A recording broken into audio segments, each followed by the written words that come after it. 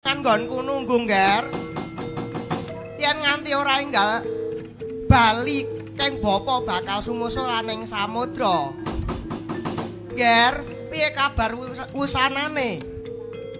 Wah, oleh pangestumu Bratasena lulus Haraharja Nirsambikala.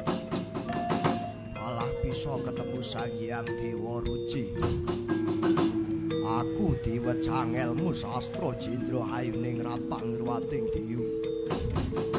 Lawan ilmu sangkan parani dumadi.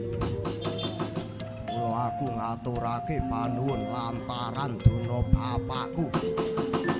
Aku bisa ketemu Sang Hyang Dewa Ruci. Oh ya ngger, kabeh iku mau ana lelantarane. Ngger Permadi, kowe aja ngira yen Durna kuwi bakal ngloropake si Bratasena iki lho wong isih urip. Nggih Bapa, nyun pangapunten. Kakang Mas Bratasena, pangabekti kula katur Kakang Mas. Yo tak tampa.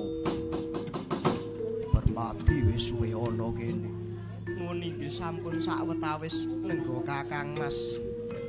Gandeng sampun cekap monggo Kakang Mas Bratasena wangsul dhateng para kadang Pandhawa. Yo, yen pancen mengkono luwih prayoga. Duna bapakku aku njaluk pamit.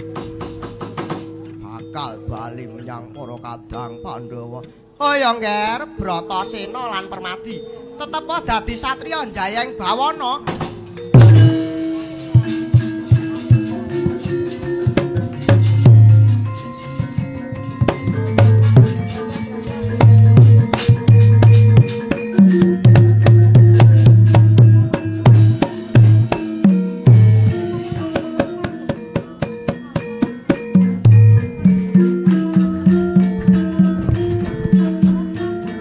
Demikianlah pasugatan pentas wayang orang dari Tiga Dalang.